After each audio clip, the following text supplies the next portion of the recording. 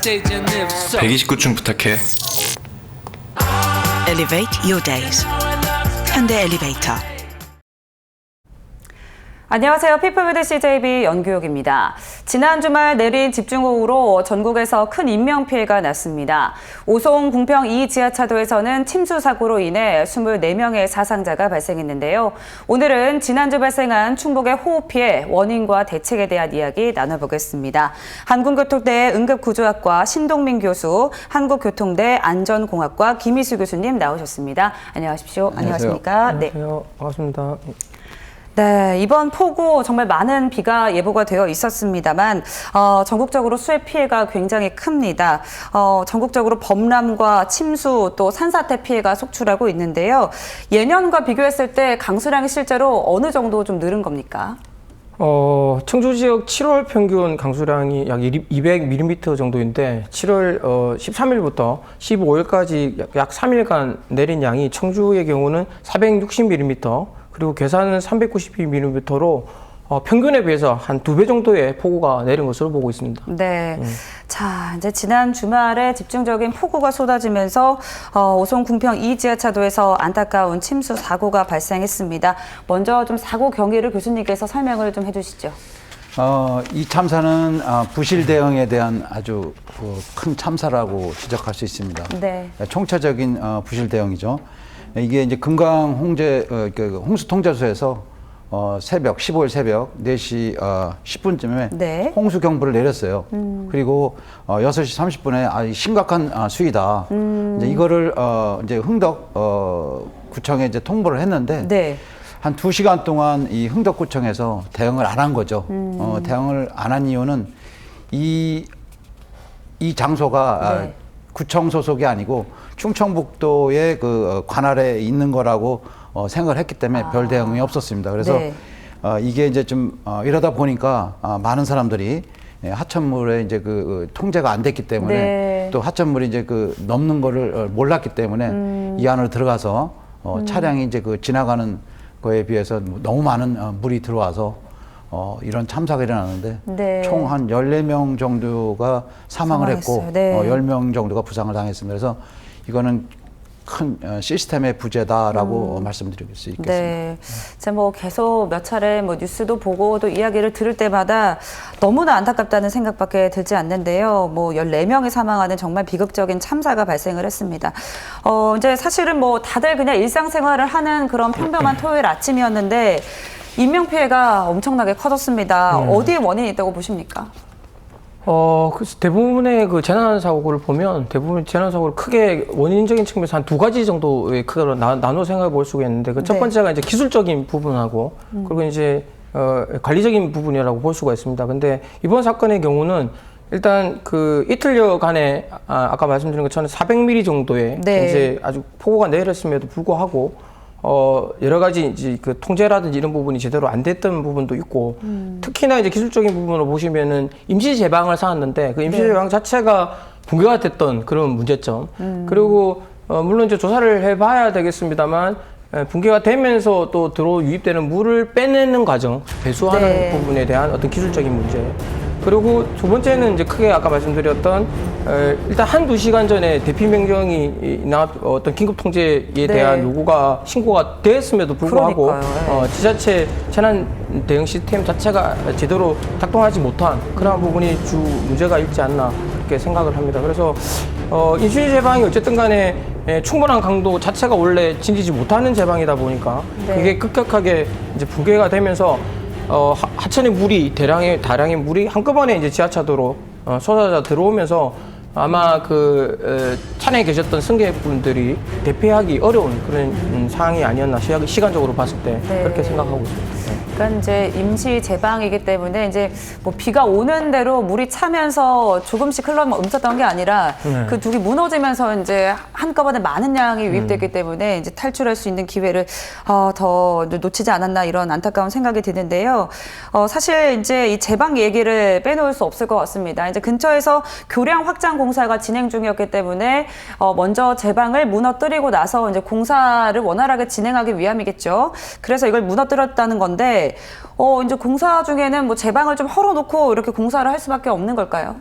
어쨌든 이제 당시 오송 청주 도로 확장 공사가 있다 보니까 확장을 이제 시키려면 네. 기존 제방이 남아 있으면은 이제 확장하기가 어려우니까 기존 제방을 트고 이제 확장을 하고 이제 어쩔 수 없이 이제 그 공사하는 기간 동안에 또 벌어질 수 있는 문제들 때문에 네. 밑에 하부에 기존에 있는 제방보다는 조금 낮은 형태의 임시 제방을 설치를 하게 되는데 네. 문제는 이제 이 임시 제방 자체가 흙하고 모래로 다져서 이제 만들어져 있다 보니까 원래 정상적으로 만들어지는 제방보다는 굉장히 견고하지 못한 상황이 있었던 거죠. 근데 이러한 부분들을 미리 좀 알고 있었고 임시 제방이라는 것을 네. 그죠? 그리고 어쨌든 간에 뭐 우기의 경우에 공사를 할 수는 있는데 하더라도 미리 이제 장마철이나 집중호우가 예고되어 있던 상태이기 때문에 관계 기관에서 홍수에 대한 대비를 미리 좀 하지 않았던 부분이 굉장히 좀 아쉬운 부분이라고 할 수가 있습니다. 네.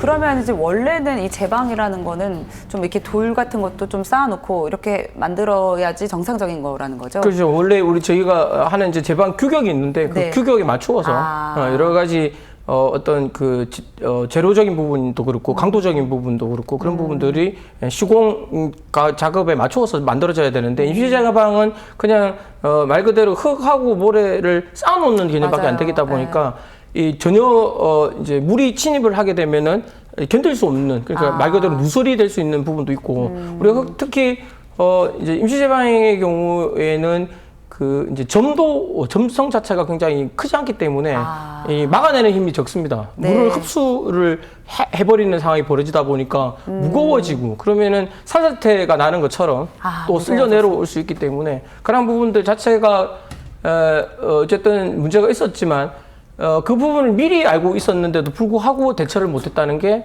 가장 아쉬운 부분이라고 생각할 수 있습니다. 네, 이 임시 제방만 좀 제대로 설치가 됐었어도 이번 피해를 좀 막을 수 있었을 텐데 하는 생각이 계속 들고요. 자, 그러면 이제 흥덕구청은 이제 하천 홍수통제소로부터 홍수 위험에 대한 경고를 계속 들었습니다. 근데도 아무런 조치를 취하지 않았는데요. 왜 그 교통통제를 안 한 건지, 차량 통제를 안 한 건지 의문이 계속 남습니다. 사실은 여기 그 제방을 만들고 또 여기에 공사를 관리하는 그 감리단장께서 네.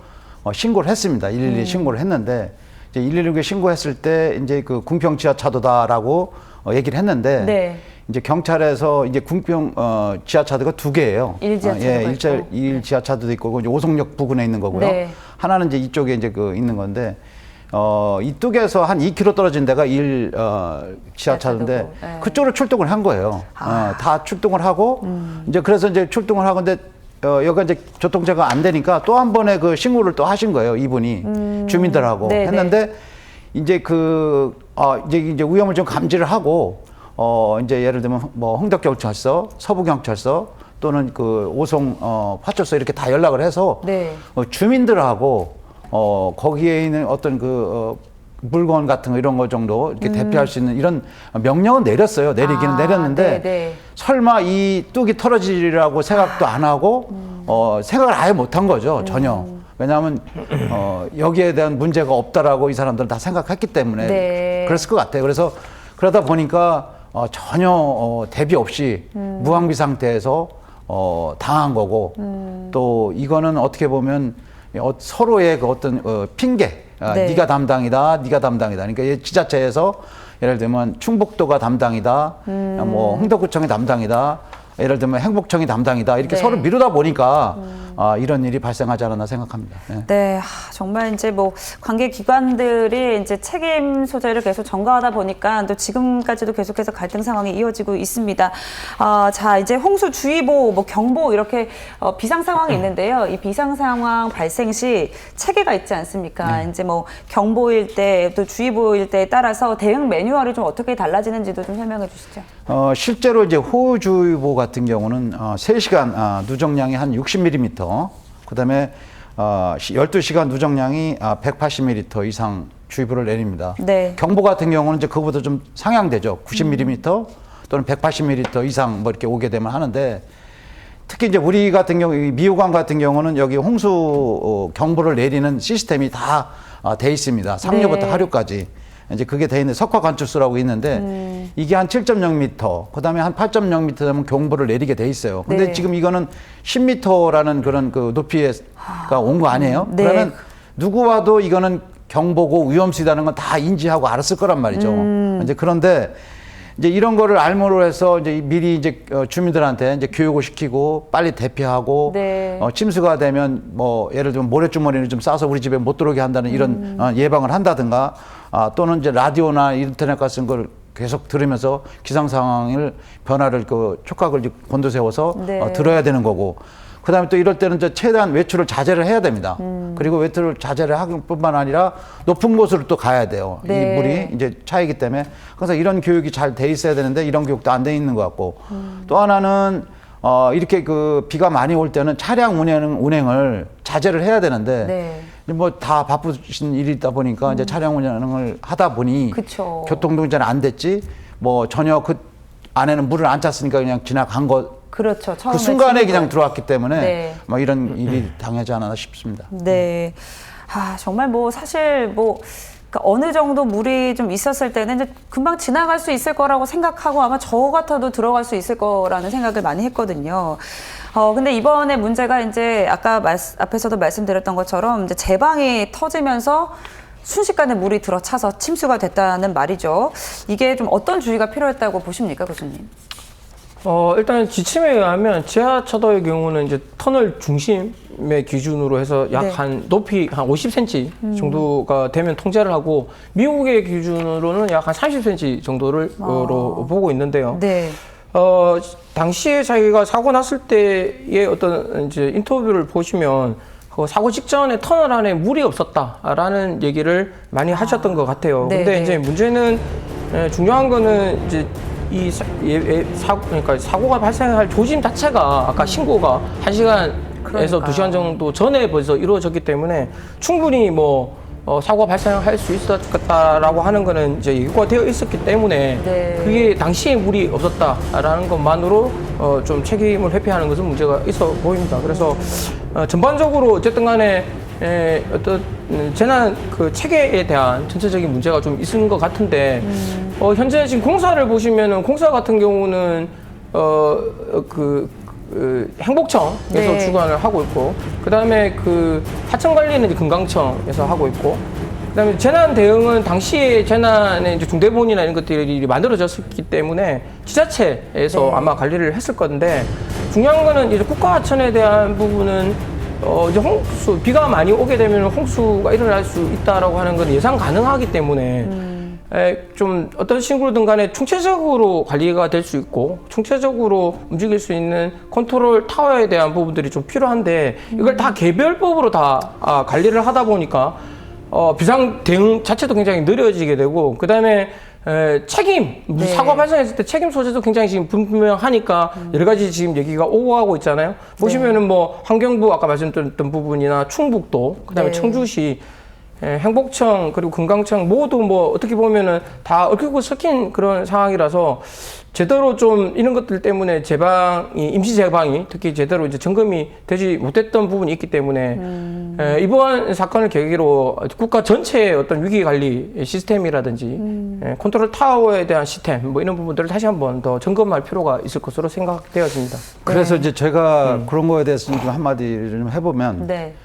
사실 어떻게 보면 이거는 우리가 미리 예견된 거잖아요. 그러니까요. 일기예보에 우리 그 충남과 충북과 강원도 쪽으로 띠가 네, 맞습니다. 엄청난 비가 내려올 거라는 걸 다 예보가 예보를 돼 하고 다 있었어요. 했습니다. 네. 근데 이제 선진국이나 외국 같은 경우에는 이렇게 되면 24시간을 그 대기 근무를 하고 사고 후에도 계속 이제 근무를 하게 됩니다. 네. 그게 이제 시스템이 잘 돼 있는 게 뭐냐면 예를 들면 도지사, 부지사, 뭐 재난국장, 네. 이제 그 회화에 이제 예를 들면 전기 담당, 뭐 예를 들면 수도 담당, 뭐 아니면 또 통신 담당, 어떤 부서든지 이렇게 담당하시는 에서 다 모여가지고 또 특히 이제 소방이나 경찰도 당연히 모여서 같이 앉아서 그렇죠. 이런 사고가 있으면 보고를 받고 거기에 대처를 빨리빨리 했어야 되는데 지금 우리 같은 경우는 다 각자인 거예요. 네. 신고도 119 따로, 112 따로 뭐 다 각자 하다 보니 이게 전달이 안 되는 거죠. 그러다 보니까 늦게 전달되고 전파도 안 되고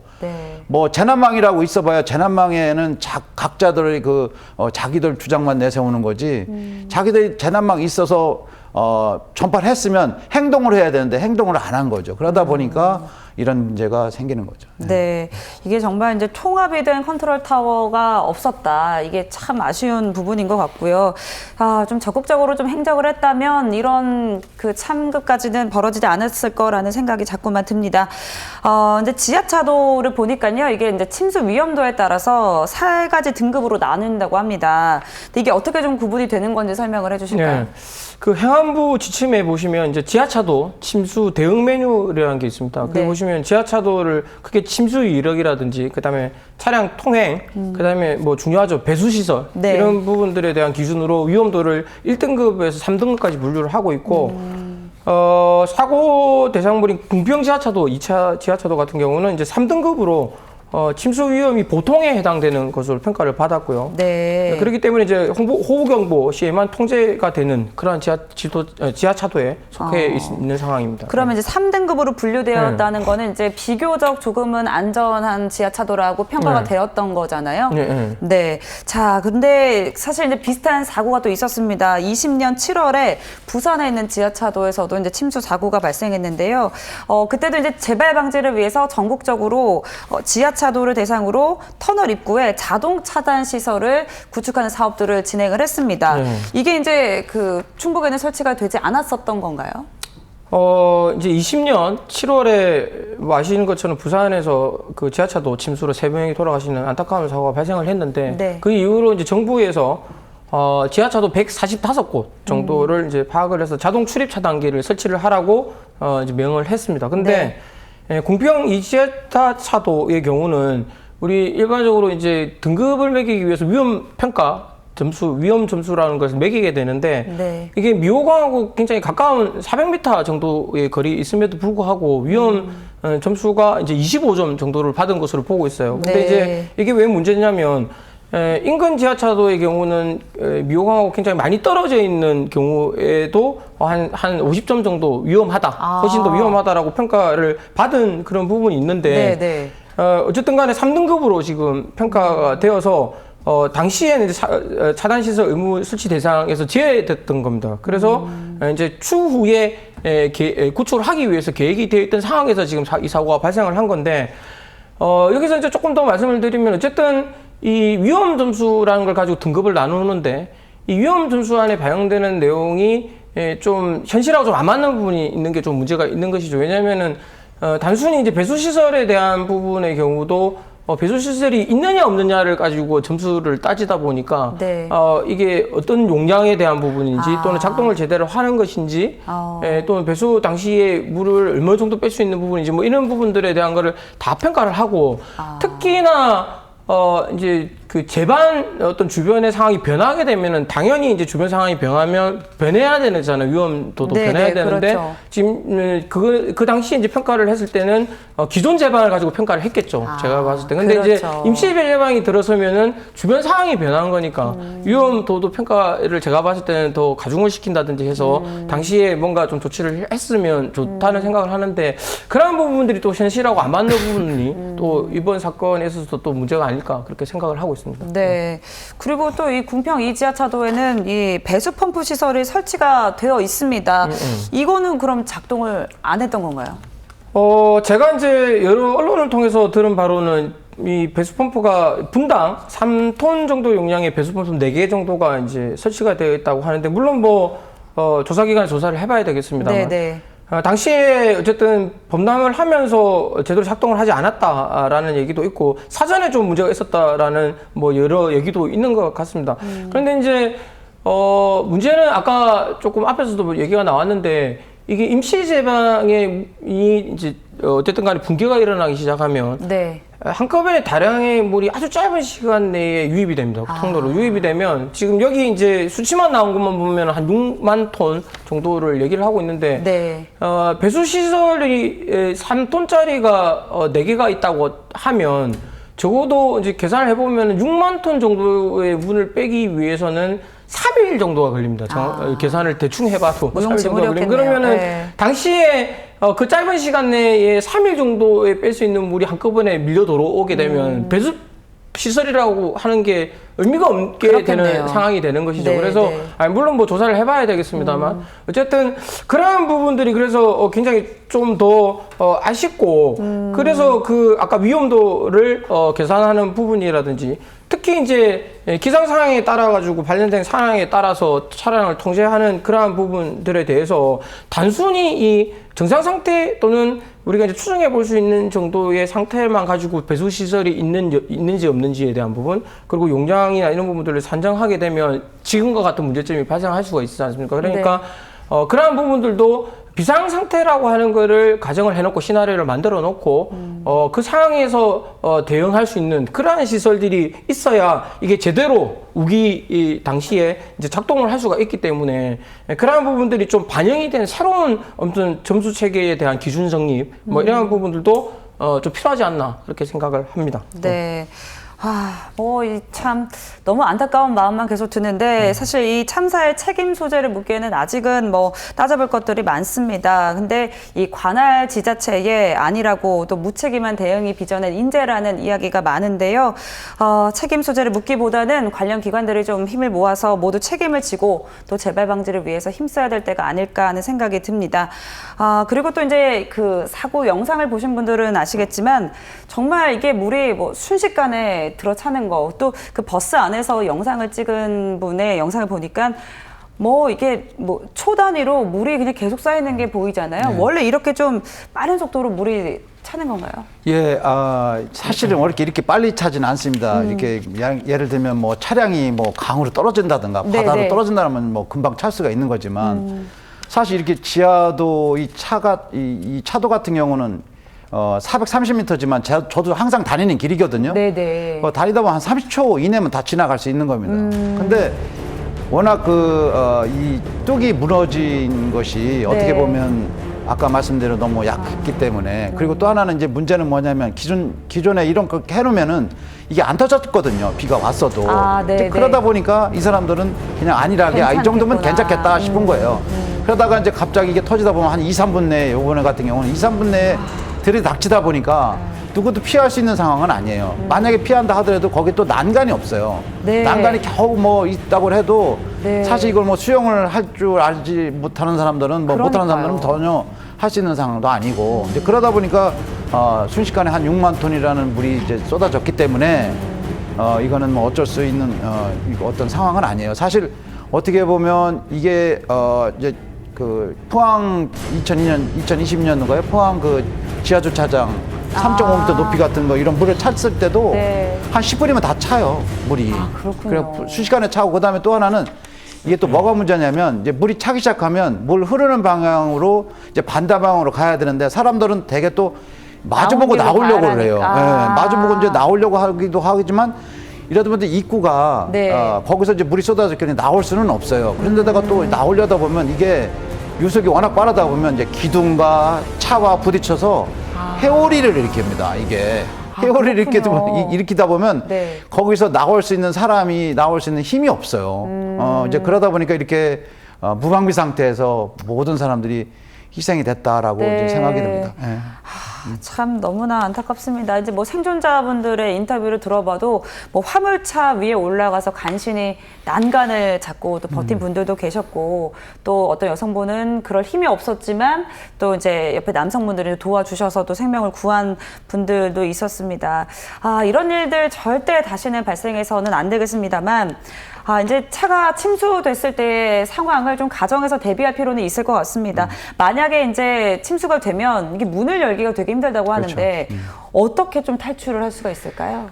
일단은 물이 한 그러니까 그 바퀴의 한 반 또는 3분의 2 정도가 벌써 차면 벌써 문을 열으려는 생각을 가져야 돼요. 이제 이게 사실은 마음 같지는 않지만 기본적으로 자꾸 내 머리에 입력을 시켜야 되는 거예요. 이제 그래서 가장 중요한 건 이제 문을 열고 나가는 게 제일 1번이에요. 무조건 도망가는 게 차보다는 내 생명이 더 중요하니까. 그렇죠.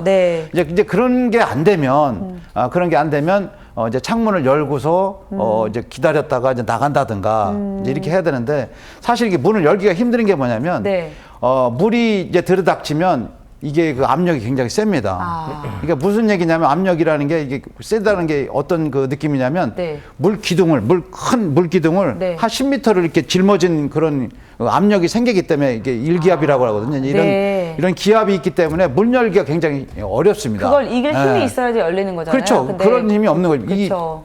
이게 안 되기 때문에. 그래서 네. 사실은 이제 우리가 이론상으로는 물이 다 찰 때까지 기다려라라고 하는 네. 그런 말은 있습니다. 근데 사실 이런 것도 기본적으로 어떤 훈련이 되거나 기본적으로 이제 당황하지 않은 그런 아주 침착한 상황에는 되지만 모든 사람이 이런 게 잘 견디기가 쉽지 않거든요. 여기 계속 물 차는데 이거 다 찰 때까지 어떻게 기다릴 수 그렇죠. 있겠습니까? 그래서 이제 네. 그러다 보면 이제 우리 차 안에는 이제 그 개인 우리 자가용 같은 자가용 같은 것도 사실은 그 운전석 그 머리 받침 같은 걸 빼가지고 유리창 사실 앞유리창은 안 깨집니다. 삼중창으로 되어 있기 때문에 안 깨지고 가장 큰 뒷유리를 깨는 게 가장 모서리를 깨서 나온다든가 네. 이제 또 아니면 우리 이거 옆에 그 본네트 이렇게 보면은 차량이 사고가 났을 때 어떤 프라이어라든가 이렇게 약간의 그 도구 같은 게 있어요. 네. 이제 그런 걸 가지고 이제 깨서 되는 경우도 있고요. 그다음에 차량에 이제 이제 차량 유리창 깨는 망치가 네. 이제 그런 버스 같은 데는 한 4개가 있어요. 네, 네. 원래는 이게 우리가 이제 빨리 법을 바꿔야 되는데 이거를 이제 규정으로만 해놨지 이 법규를 제정을 안 해놨어요. 의무는 아니고 의무는 아닌 거예요. 그러다 보니까 이 차 안에 요번 같은 경우도 아마 제가 네. 볼 때는 운전사분께서 그 망치로 노력을 해주셨지만 부족했을 거라는 분명히 생각이 또 조사를 해봐야 되겠지만 네, 원래 네. 4개가 있어야 되는 거거든요. 그래서 4개를 있다 보면 이제 그걸로 이용해서 유리창을 깨서 나온다든가 하는 이런 것을 하면 됩니다. 그리고 또 하나는 이제 소화기가 또 앞에 있어요. 운전석이 있는데 네, 네. 이제 소화기가 있으면 이제 소화기로도 사실 쉽지는 않죠. 소화기로 깬다는 건 쉽지는 않지만 그래도 한번 노력은 해야 돼요. 왜냐하면 어려워요. 사실은 이 뾰족한 걸로 아니면 유리창이 잘 안 깨집니다. 네. 그다음에 또 하나는 그 버스 같으면은 그 조수석 있는데 네, 이제 네. 들어가는데 그 비상 탈출구가 있어요. 버튼이. 저희가 이제 네. 그 돈을 내고 들어가는 입구 말씀하시는 그렇죠. 예, 거죠? 네. 버튼이 있어요. 근데 이제 많은 사람들이 그걸 모르죠. 몰랐어요, 모르죠. 저도. 예. 네. 근데 그런 게 있으면 그 비상 탈출 문을 열어서 이렇게 그거는 이제 자동으로 돼 있기 때문에 에어펌프를 이렇게 누르면 열리게 돼 있습니다. 네, 좀. 네. 아니 확 열리지는 않지만 비좁게로 열리면 그걸 힘으로라도 열어서 이렇게 할 수 있는 그런 방법은 있습니다. 그래서 그런 여러 가지 방법을 동원해야 되는데 이제 이거는 어떻게 보면 저는 이런 생각이 듭니다. 이게 말 그대로 어렸을 때부터 우리 초등학교, 중학교 이럴 때부터 이런 훈련이 되면 네. 가능한 얘기지만 지금 제가 이런 얘기 한다고 해도 아마 그걸 당하는 사람들은 쉽지 않을 겁니다. 그래서 좀 우리가 교육적으로 이런 안전교육을 좀 어렸을 때부터 시키는 그런 방향으로 좀 더 나가야 되지 않나 생각합니다. 네, 이제 뭐 그런 일이 안 생기면 가장 좋지만 그래도 혹시나 이런 상황이 생겼을 경우에 또 대처할 수 있는 방안들을 또 우리가 숙지하는 게 또 필요할 것 같다라는 생각이 들고 또 교수님 말씀을 듣다 보니까 정말 이제 차량용 뭐 비상 망치 뭐 이런 것들을 좀 구비해 두는 것도 꼭 필요하겠다. 필요하죠. 예, 네, 필요합니다. 이런 예. 생각이 듭니다. 제가 좀 소면에서 말씀드리면 네. 실제로 근데 제가 어떤 식으로든 간에 이제 여러 가지 교육을 받고 훈련을 받고 인지를 하고 있습니다만 실제 네. 이제 사고를 당하는 입장이 되면 제가 이제 여기 대학을 오기 전에 제가 이제 군기과학수사연구원 안전실장을 역임을 했는데 네네. 그때 이제 여러 사고 현장을 다니지 않습니까? 그럼 네. 항상 듣는 얘기가 뭐냐면 어쨌든 간에 사고가 발생하면 아무 생각도 나지 않더라라는 겁니다. 그래서 실제로 연구 결과가 있는데 그 연구 결과를 보시면 사람들이 재난을 당하게 되면 네. 일단 굉장히 똑똑한 사람이라도 이게 IQ 자체가 굉장히 떨어진다는 거죠. 그러다 보니까 판단 능력이 떨어지게 되고 결국에는 이제 몸에 습관화 돼야 된다는 거거든요. 네. 습관화 되어서 그게 자동으로 이렇게 사고가 발생이 되면 생각하지 않고 할 수 있는 몸이 움직이게끔. 그런 어떤 체제가 되려면 아까 교수님 말씀하신 것처럼 항상 이제 계속 훈련을 하고 하는 수밖에 없겠죠. 그런 부분들이 또 중요하지 않을까 그렇게 생각합니다. 네. 그래서 이제 이렇게 하다 보면 우리가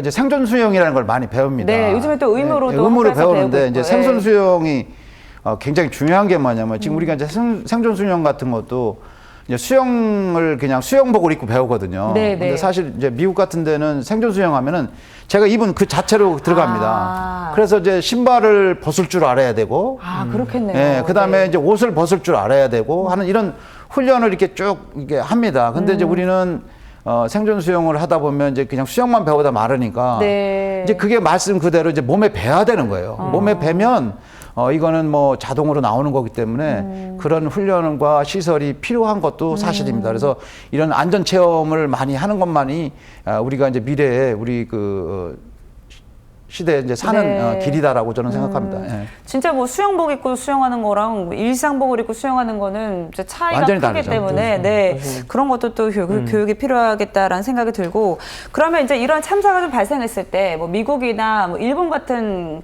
경우는 좀 어떻게 좀 대응 체계를 갖추고 있는지도 궁금하거든요. 이제 아까 잠깐 얘기를 했지만 시스템이 잘 돼 있습니다. 네. 이제 1년에 한 4번 정도의 이제 훈련을 합니다. 각 예를 들면 이제 네. 그 테마를 해서 홍수, 지진, 그다음에 무슨 뭐 토네이도 같은 이런 뭐 여러 가지 이런 테마를 가지고 이제 훈련을 하는데 이제 실제와 똑같은 그 훈련을 합니다. 이제 보여주기식 훈련을 하는 게 아니고 네네. 실제로 이제 현장에서 어떤 그 시뮬레이션을 통해서 하는데 가장 중요한 건 뭐냐면 미리 예고를 한 거기 때문에 뭐 토네이도도 그렇고 홍수도 그렇고 뭐 네. 지진도 좀 예고가 되잖아요. 그러면 일단 그 거기에 관련된 모든 인원들이 딱 모입니다. 한 사무실에. 한 사무실에 모여서 예를 들면 경찰에서 2명, 그다음에 소방에서 2명, 그다음에 전기를 담당하는 한전에서 2명, 네. 그다음에 가스 같은 것도 문제가 되니까 가스공사에서 2명, 이렇게 뭐 수도가 또 문제될 거니까 수도에서 2명, 이렇게 다 총체적으로 다 같이 모여요.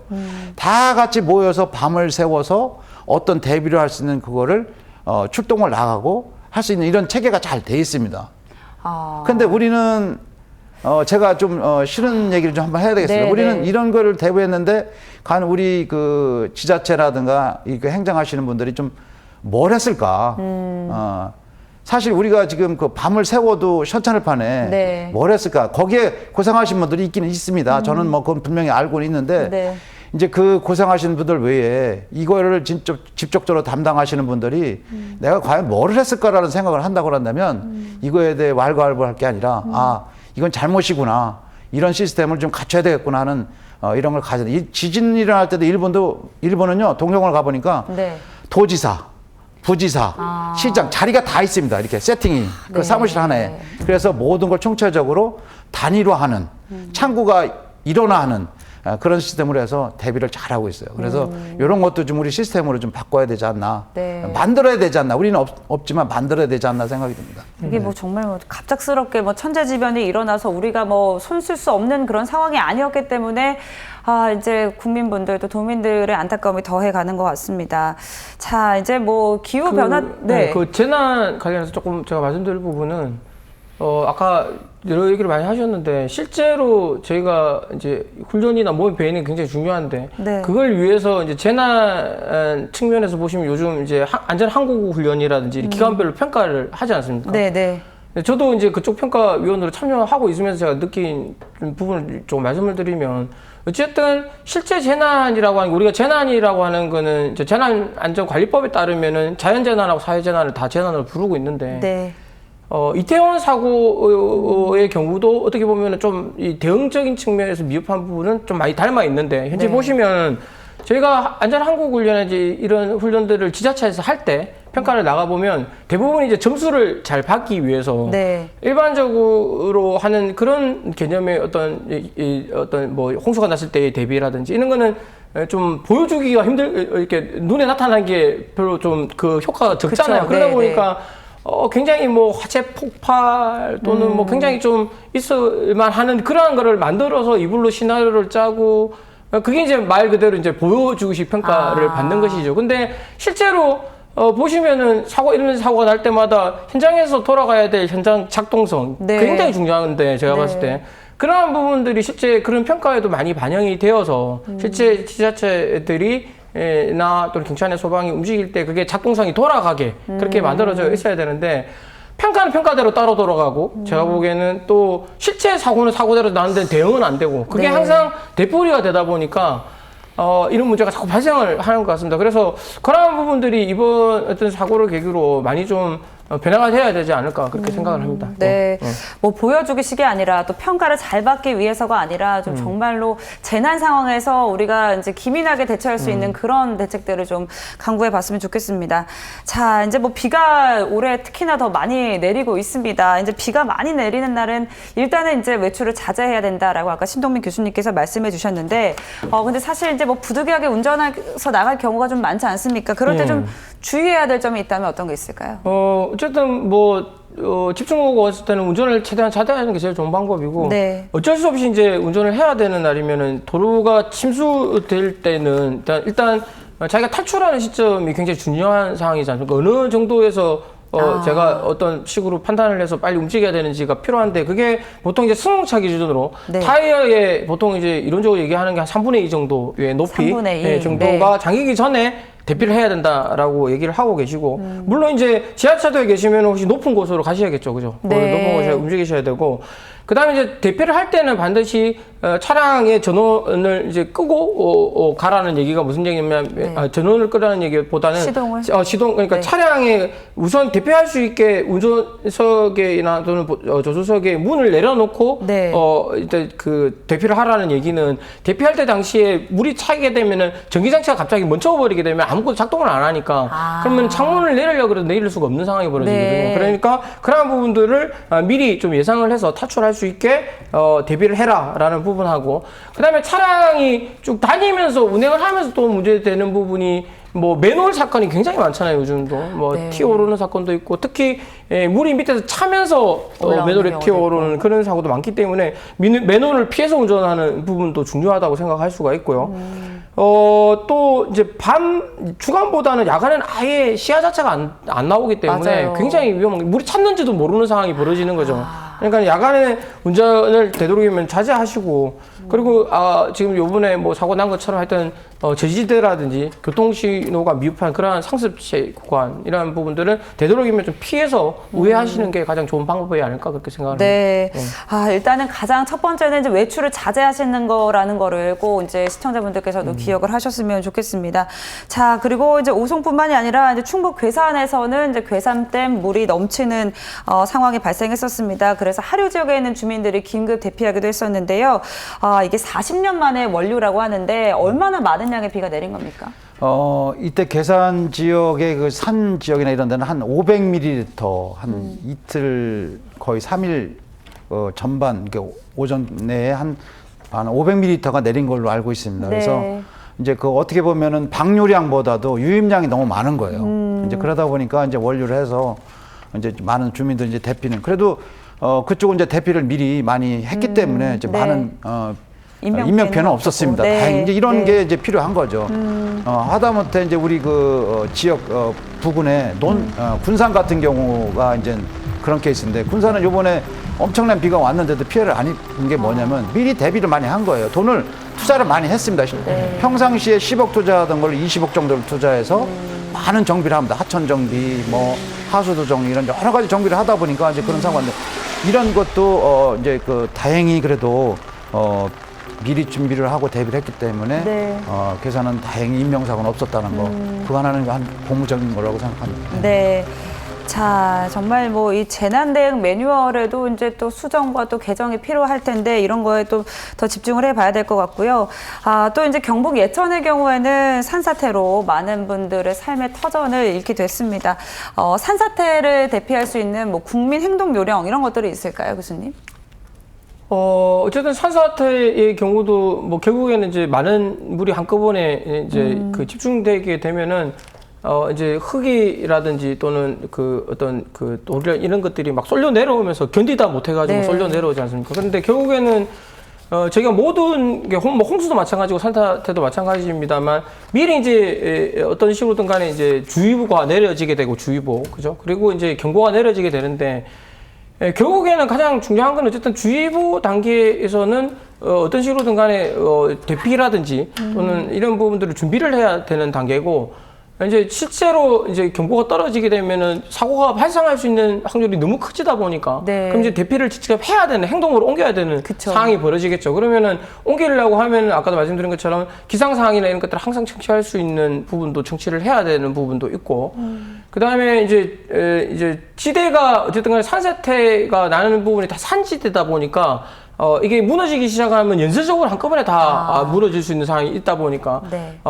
아무래도 대피를 하더라도 가까운 곳보다는 최대한 뭐 멀리 떨어질 수 있는 만큼 대피를 하는 것도 중요하고 뭐 최근에 홍수가 나면서 산에 그러니까 집중호우가 생기면서 문제가 된 부분이 특히나 이제 산에서 또 야영을 하시는 분이 많이 계시잖아요. 그래서 네, 그런 많이 분들이 하시죠. 예. 또 집중호우 때는 안일하게 또 계시다가 갑자기 사고가 나는 경우가 많으니까 그러한 부분들도 미리 좀 챙겨서 하여튼 어떤 방송이라든지 이런 부분들을 면밀히 한번 지켜볼 필요가 있고, 뭐 물이 특히 산의 경우는 물이 한번 불어나기 시작하면은 또 지금 강이 범람한 것보다도 천 자체가 굉장히 좁잖아요. 네, 훨씬 네. 좁거든요. 계곡이라고 하는 부분은.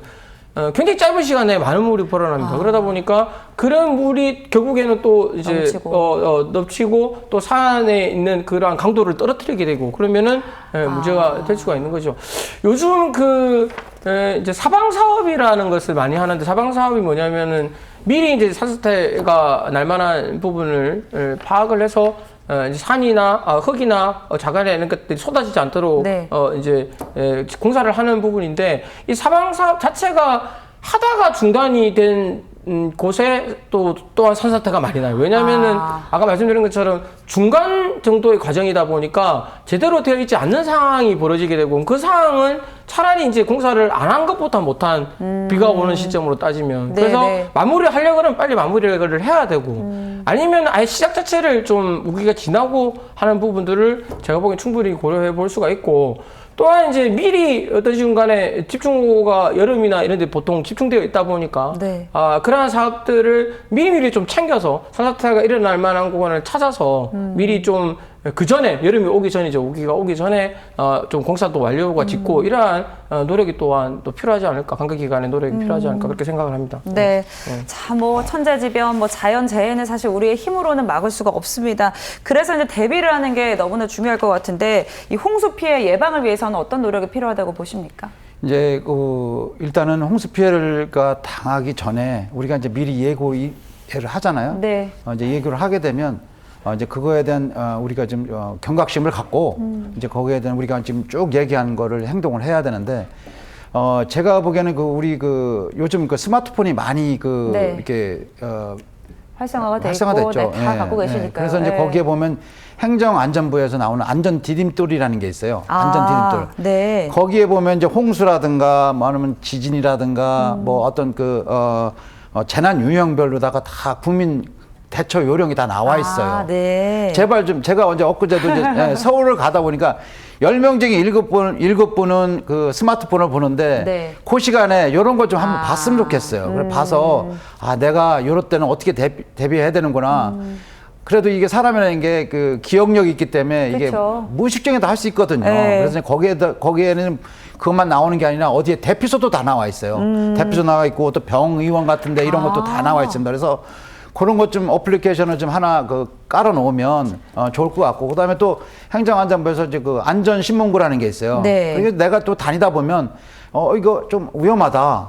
이거 좀 고쳐야 되겠다. 네, 하면 네. 그 사진을 직접 찍어서 올리면 7일 안에 어떤 답변을 해줍니다. 네. 그래서 이런 거는 고쳐야 된다. 뭐 이렇게 해서 다 대비를 이렇게 해주거든요. 그래서 이런 안전신문고 같은 웹 어플리케이션을 좀 이용을 해서 남을 위해서는 아니라 나를 위해서라도 방어를 해야 되기 때문에 좀 그거를 올려서 좀 미리미리 좀 방어를 해줄 수 있는 그런 걸 좀 해줬으면 좋겠다라는 생각이 듭니다. 네. 사실 뭐 이제 뭐 이런 대피 요령 같은 거는 뭐 한두 번만 읽어도 또 숙지가 되는 부분이 있기 그럼요. 때문에 한 번씩 또 어플리케이션을 좀 설치해 보시고 또 읽어 보셨으면 좋겠습니다. 자, 특히 이제 농사 짓는 분들은 이제 자연재해로 인한 피해가 더 막대한 것 같습니다. 이제 농경지 침수 막기 위해서는 어떤 대비들이 필요할까요, 교수님? 결국에는 어쨌든 집중호우가 발생을 하면 물이 고이는 문제, 그리고 넘어서 유입되는 문제가 굉장히 큰 문제지 않습니까? 결국에 농경지 같은 경우도 결국에는 이제 저지대에 대한 부분하고 그다음에 배수시설 네. 문제가 가장 중요하다고 보는 거죠. 결국에는 이를 예방하기 위해서는 일단 배수시설 같은 경우는 이제 배수로를 저희가 보통 이제 농경지 가시면은 이렇게 놓잖아요. 이렇게 정비를 하는데 그러한 부분들이 또 잘못되어 있으면은 또 물이 원류를 하는 경우도 있고 여러가 있다 보니까 일단 배수로라든지 배수시설 이런 부분들이 미리 좀 정비를 많이 하셔야 될 거라고 생각을 하고 있고요.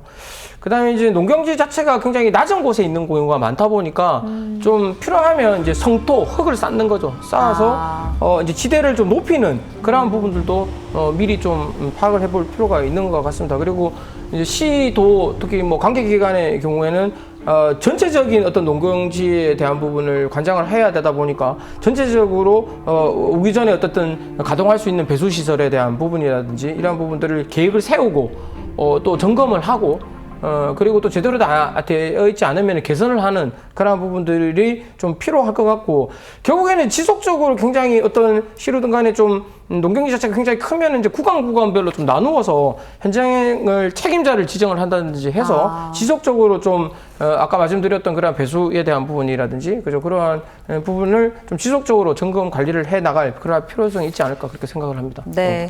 자, 정말 뭐 매년 뭐 비슷한 재해로 또 비슷한 이런 피해들이 이어지고 있습니다. 계속해서 이제 안타까운 일들이 많이 발생을 하고 있는데요. 마지막으로 또 정리 말씀 한 분씩 들어보도록 하겠습니다. 신동민 교수님부터 말씀해 주세요.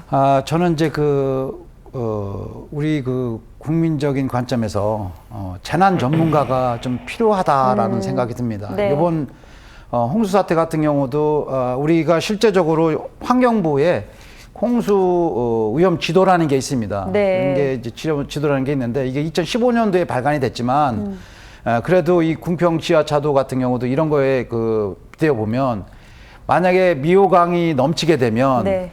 미호강 서쪽에 오송 지역에 한 50%가 잠긴다라는 그런 보고서도 있어요. 네. 그러니까 이런 거는 사실 재난 전문가 아니면 모르거든요. 그렇죠. 일반 사람들은. 네. 그러니까 이런 재난 전문가 그래서 이번 같은 경우도 약 30에서 한 90mm 정도의 집중 호우가 내리면 네. 무조건 넘치는 걸 이렇게 그런데 나와 있습니다. 그래서 한 5m가 잠기는 거예요. 근데 이제 이건 뚜고 터졌으니까 더 많이 잠겼지만 그렇죠. 이런 재난 그런 홍수 지도 시스템 같은 것도 전문가들이 보게 되면 미리미리 이걸 알아서 대비를 하거든요. 근데 이런 게 안 되니까 말 그대로 저는 이제 교육자이기 때문에 네.